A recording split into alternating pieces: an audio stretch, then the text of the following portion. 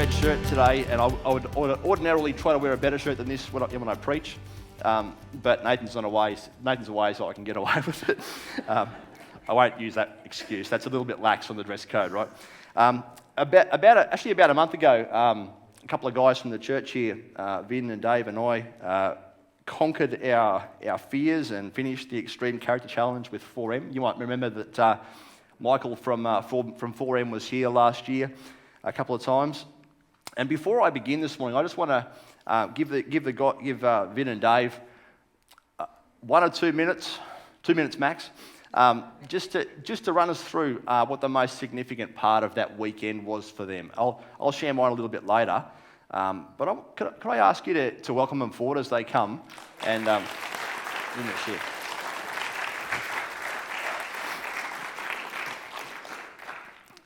Who shall go first? Vin's here first. He can go first. That weekend was great. I think it's important for men to step out and step out of their comfort zone and share with other men. That's one of the best parts of being there was sharing with other men your life story, your things that you do, but also the camaraderie of just being with other men is quite powerful and being, like I said, out of your comfort zone, because we tend to get I suppose apathetic in life and can just do the things that we normally do and get into that groove. But being there was great, the physical challenge, but also that when you step out of your comfort zone and really push and try and seek God, that He'll be there. He's there with you. And it was a good time that I got to know Dave and Steve better. And so I put it out there to men, especially young men and even older men, that this is for all men, that it's something that's really, it's more than just walking up the mountain. It's being with other men and coming together, and like it says in the Bible, that iron sharpens iron, and that if you earnestly seek God, you will find Him. Mm.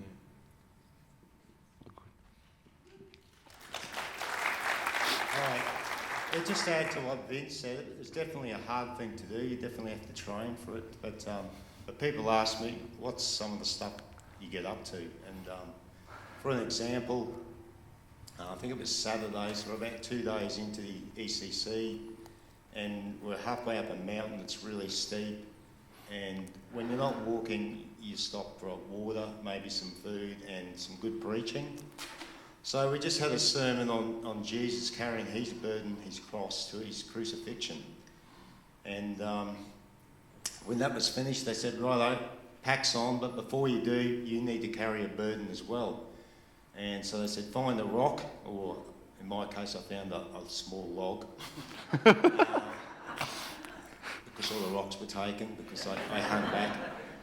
But anyway, so you put your pack on, you lift up your log or your rock and all that, and all you can see is up, and so off you go. But as you're going up, every step, it gets that way, every step is painful. I'm sure these guys could vouch for that.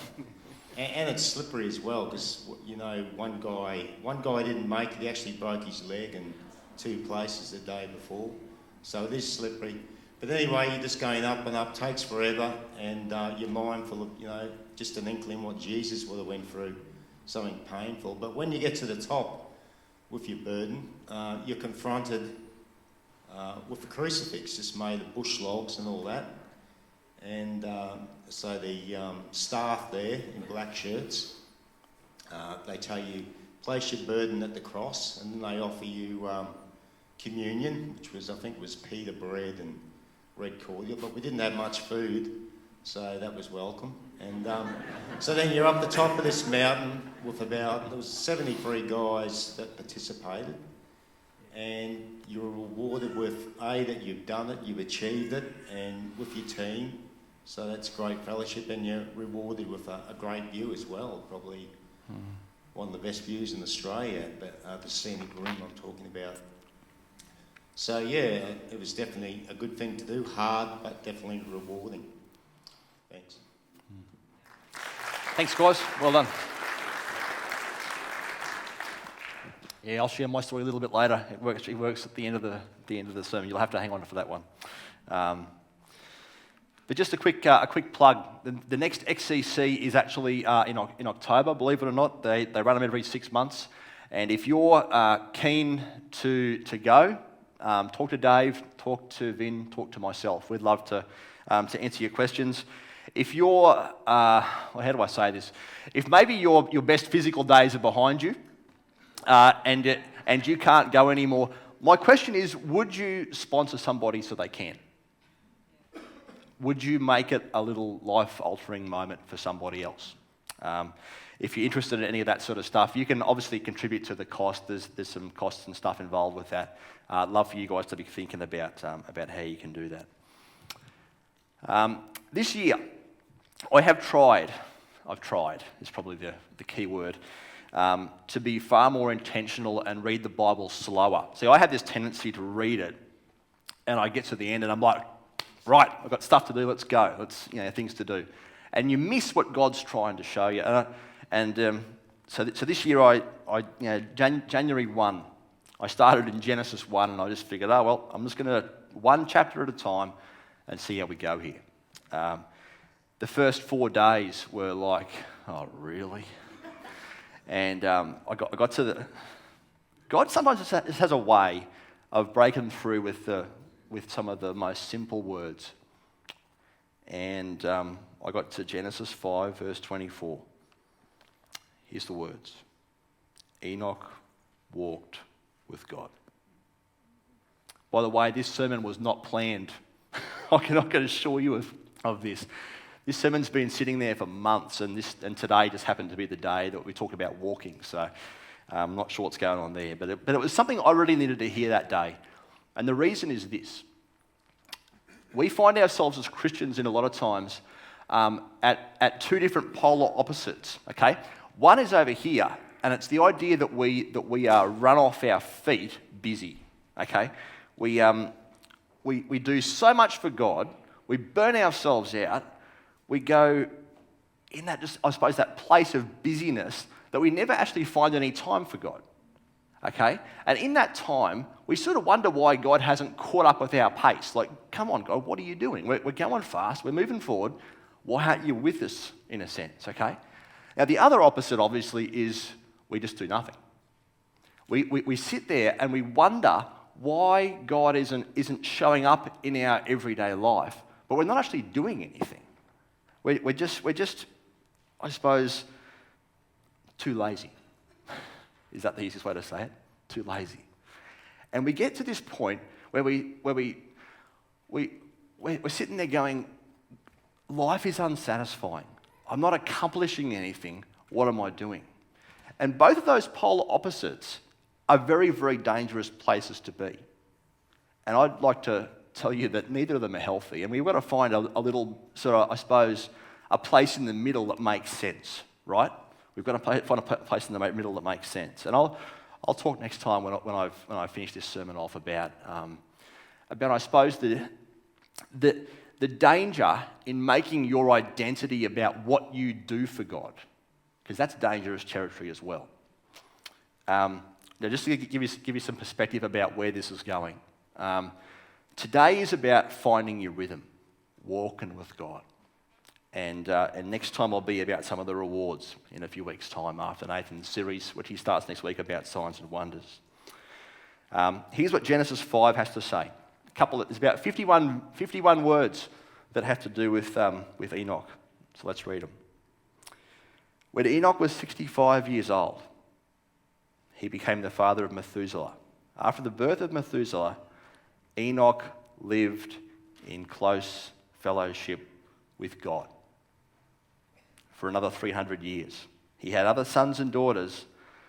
Enoch lived 365 years walking in close fellowship with God. Then one day he disappeared because God took him. Love that, that's cool.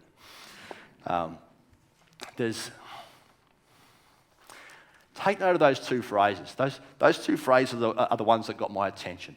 Lived in close fellowship and walked in close fellowship. what's this whole walking with God thing about? I think the first thing that strikes me is about the pace of it. Okay, I preached a sermon last year about running the race, and this just seems wacky, right?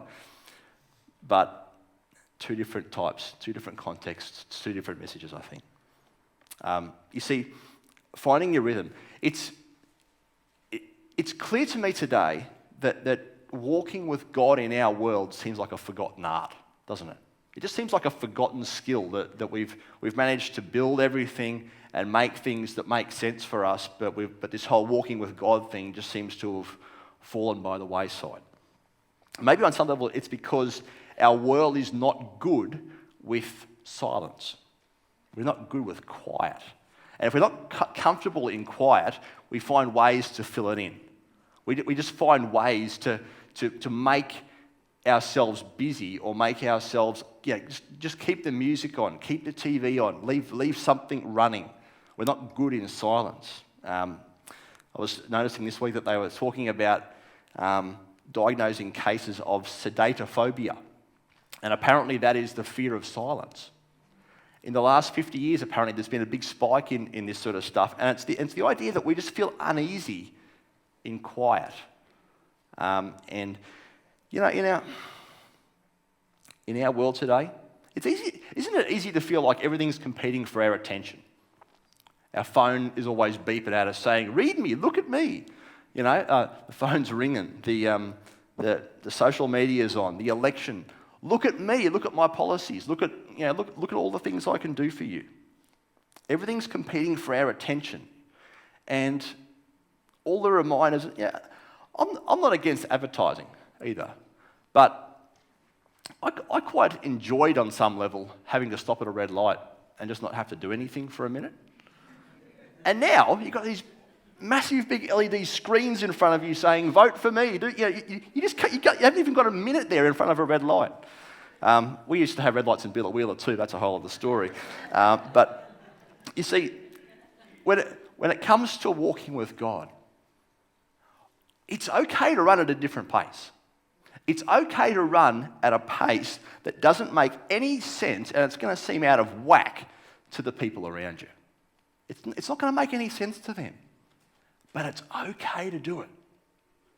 And I think rhythm is really about being familiar with God. It's really about being familiar, knowing what He's like. When I was in the police force as a detective, you worked with a partner a lot.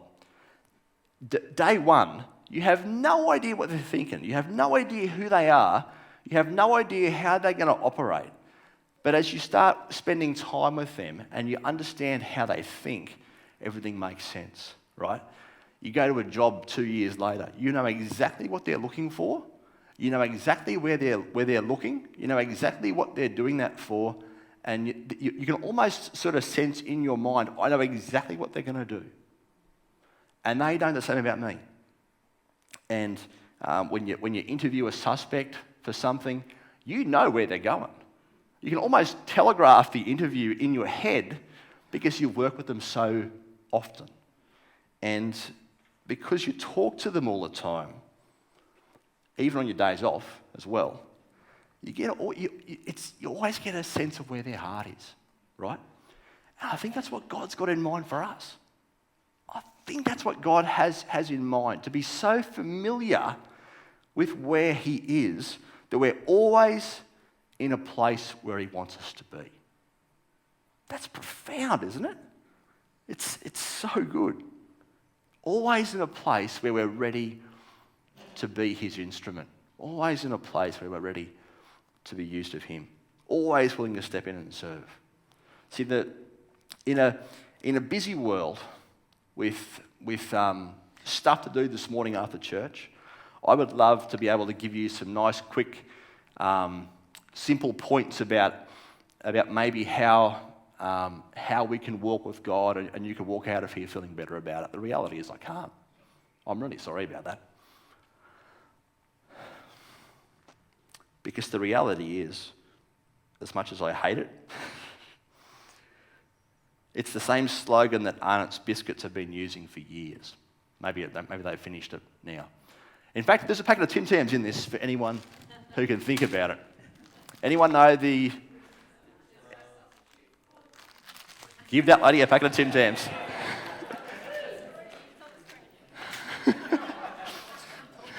There you go.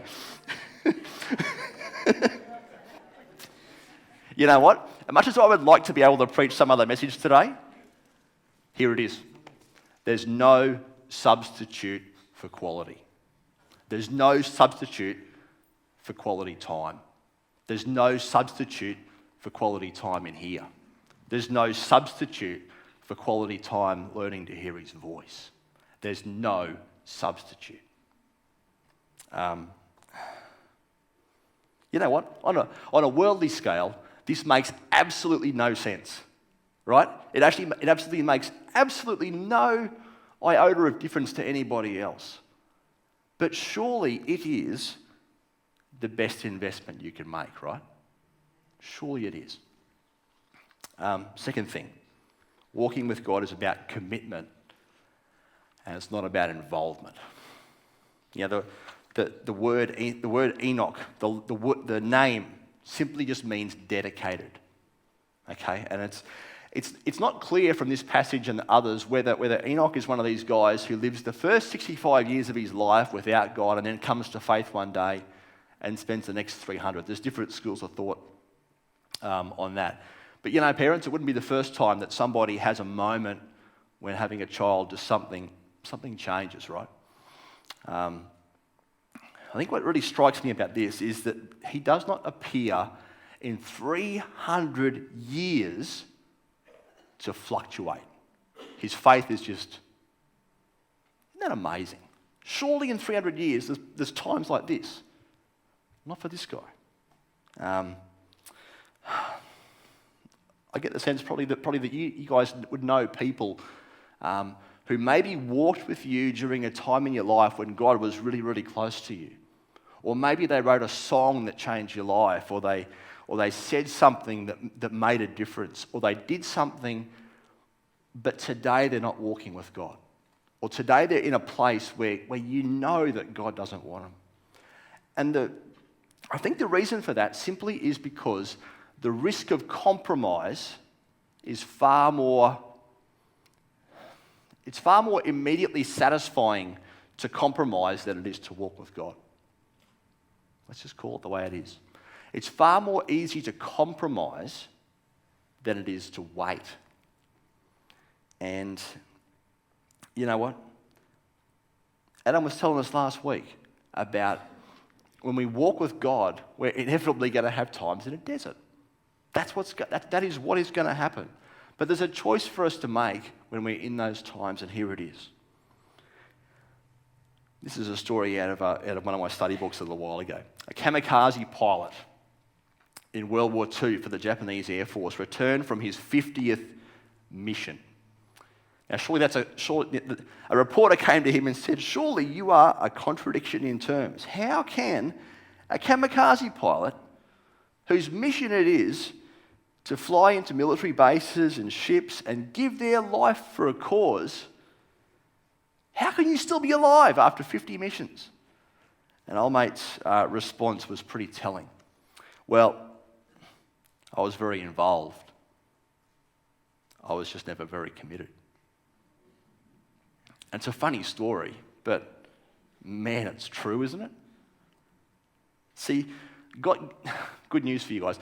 God doesn't call us to be kamikaze pilots, right? God doesn't call us to be those sort of people. But he does call us to be committed as opposed to being involved. He does call us to, that plays out in a lot of ways. Here's just one. We skate along in life and everything's good. Okay, we have these times where we've got this great energy and we're just going for it and everything's going well in our life. We just keep pushing on and everything's great. We skate along, but at some point the spiritual energy gets a bit low, and we're like, "Oh man, we could really use the next hit almost. We could almost use like the next big buzz, or the next spiritual power, you know." And maybe when it's a bit low, we do some praying, or we do a devotion, or we start reading the Bible. We go to church. The fact is, we can't treat God like a spiritual service station, guys.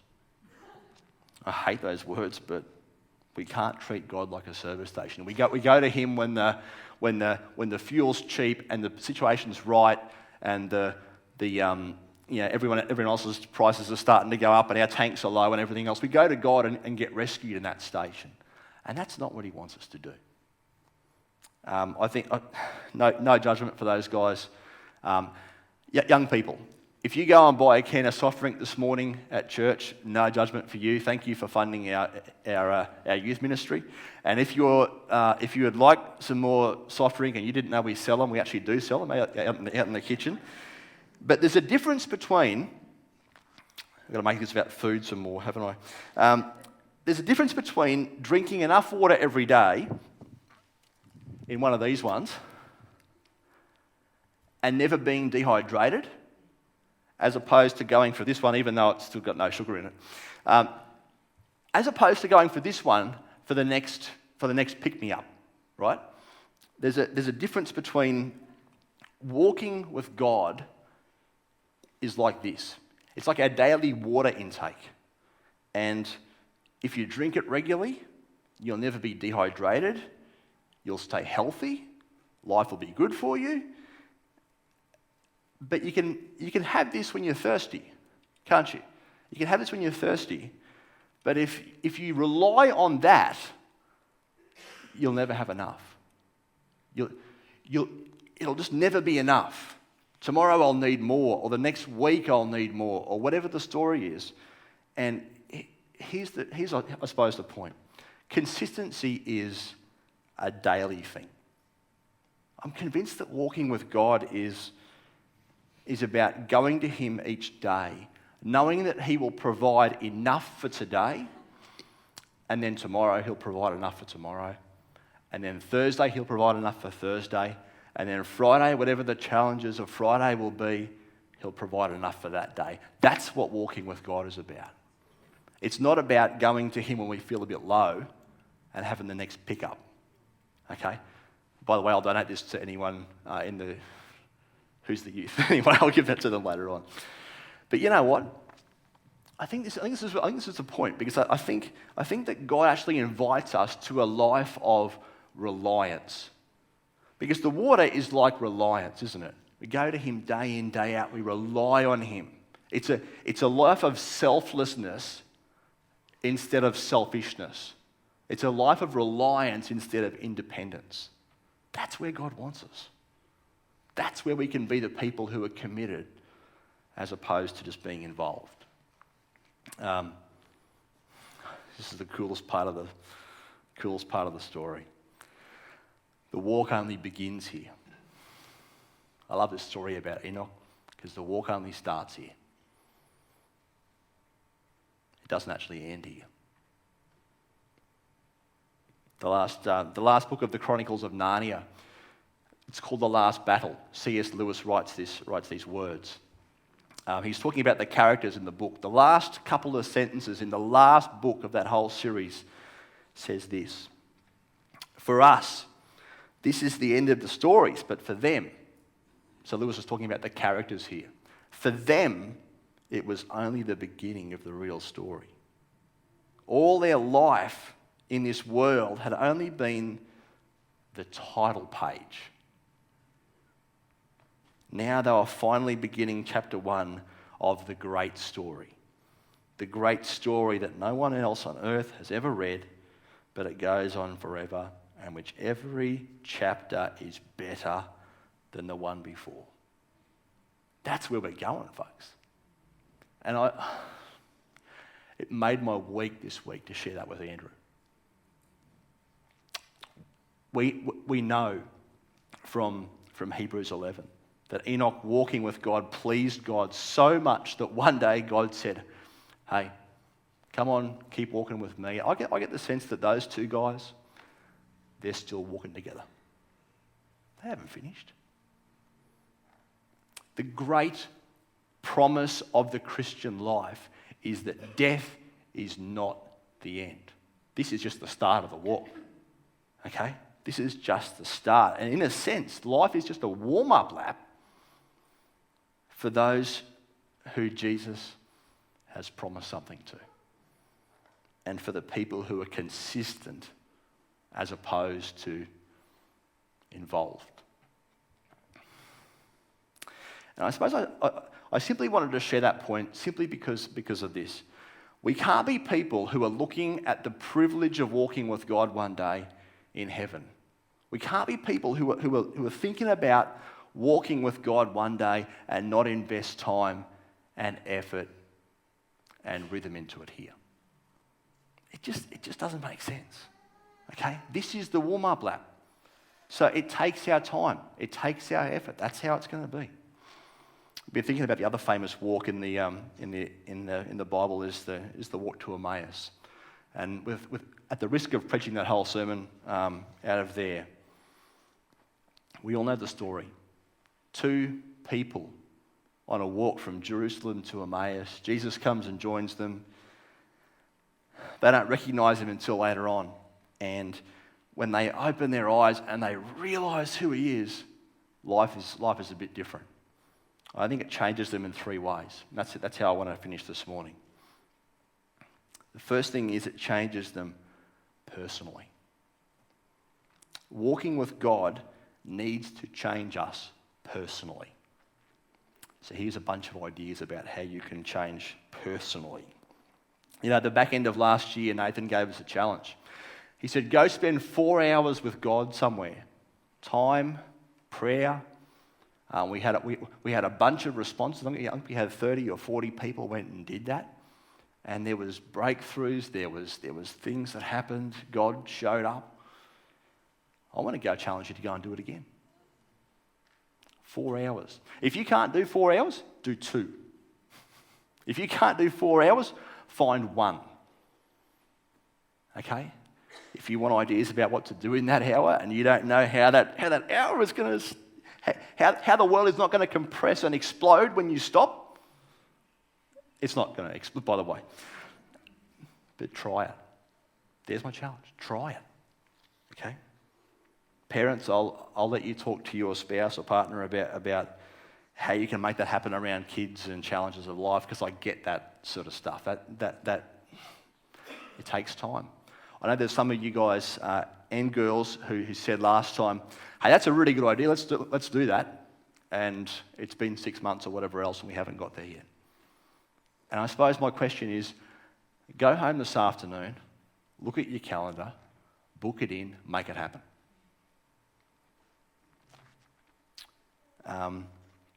The other one would be to take a big step of obedience, I think, as opposed to just... I suppose when things are a bit stagnant, we try to find something different that's a little bit outside what we're used to, okay? So how's about this? Go get baptised. I would love to be blowing our water budget, having to fill that thing up every week. Wouldn't you? I would. Baptism is a very public way of saying I am committed as opposed to I'm satisfied to be involved, isn't it? And I'm not going to put the pressure on anybody who's been sitting there waiting. But if God's talking to you, don't put him off. Don't put him off. And that's something we'd love to chat with you about if you want to talk about. Second change. It changes them together. I reckon it must change these guys' relationships completely the minute when Jesus turns up and they go, boop. I think it changed. Who is the second person who you walk with God next to? Who's the second person who you walk alongside of as they walk with God and you walk with God and you walk together? Because I think you can make an argument in this story here that Enoch's life, he would probably be the only person in a world that is almost completely evil that God's about to flood in the next couple of 100 years. You could make an argument that he would be maybe walking with God by himself without any encouragement at all. And that was never how the Christian life was meant to be. That's why we got a church. We get to do it together. I suppose walking with God is not an isolation, an individualistic experience. It's a shared one. It's a shared one. And that's why we keep talking about things like the XCC for the guys, because it's about a shared experience of walking with God. That's why we keep talking about the youth camps and the young adults camps, because it's about a shared experience. We keep talking about the ladies' coffee and dessert. I'd be keen to be part of that one night, coffee and dessert, but I won't be. That's why we keep talking about these sort of things, because all those things are about the shared journey of walking with God. Because that's how God made us to be. I look at that story of Enoch and just think, how hard must it have been for 300 years to be consistent while nobody else is sharing it with you? That was not how we were made. That's why we keep talking about serving in the church in some capacity, because it's a shared experience. And here's the last one. I think it ensures their connection with Jesus. I think these guys must walk away with their eyes opened, and they see Jesus for who he really is, and their life is just never the same. He disappears, and they're like, they run back to Jerusalem, and they can't stop telling people about what just happened. That moment when everything's different. Here's my story from the XCC. By the Saturday, I think it was Saturday, because they take your phones and your wallets and your watches off you. I think it was Saturday. But you're already tired, you're already sore, you're already finished, and they say, "Let's go, packs on, let's go climb this hill." Okay, cool. The problem with it is with the tree line. You can never actually quite see how high this hill is. That it just seems to sort of just keep on going. And I think it was the same one that Dave talked about before. You keep going, you keep stopping more often because you're exhausted, and it was a struggle to push on. But they had the guys there who were leaders, and they shared some Bible verses, and it dawned on me at one point that when Jesus went to climb up a hill bearing a cross, he didn't give up. It dawned on me that my Saviour was not content to be involved, he was committed. And I think it was because he had me on his mind. I think it was because he had you on his mind. And as I remember walking up that hill, I think I basically got to the top eventually, and I pretty much collapsed in front of that cross. I pretty much just collapsed in front of that cross. And I think part of it was exhaustion. Part of it was also just surrender. Because I think XCC is about taking guys to where they've never been before and pushing them that little bit further. Okay, and I got to that little moment on that Saturday afternoon, and I'm not sure I can put into words exactly what that felt like, but here's my best attempt. Back in the 1920s, there was an athlete named Eric Liddell. I don't know if you've ever heard of him. He said something really, really profound one day. He was a committed Christian. He was a runner, and he said this. I want you to hear these words. God made me to run fast. And when I run, I feel his pleasure.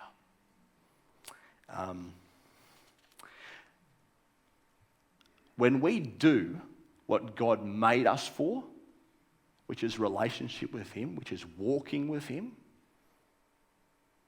we can't help but sense that pleasure with us. We can't help but sense that presence with us. And I don't know how to put this into words, but as I looked at that cross that afternoon, as I took part in communion, as I sat there in his presence looking at that cracker of a view, the sun sort of shines on your back, and there's just something about feeling his pleasure. I can't put it into words. And I want to give you the same experience this morning. I want to give you the same moment. We're going to come and share in communion this morning.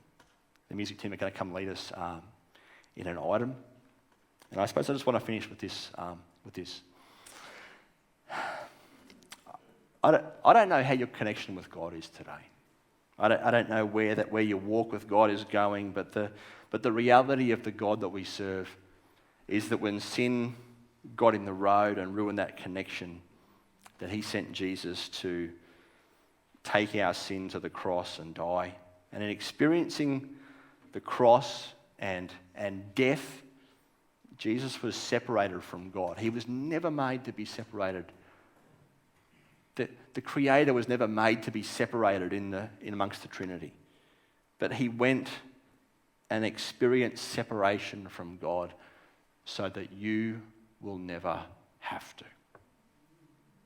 He went and experienced separation from God so that you'll never have to. God made us to walk with him.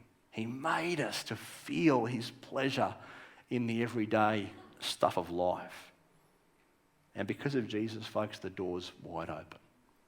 All it is reliant on is you. Jesus wasn't committed. He wasn't involved with you. He was committed to you. And he invites you to live the same way.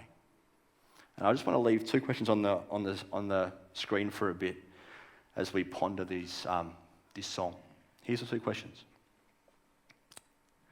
How would God ask you to walk differently with him from today?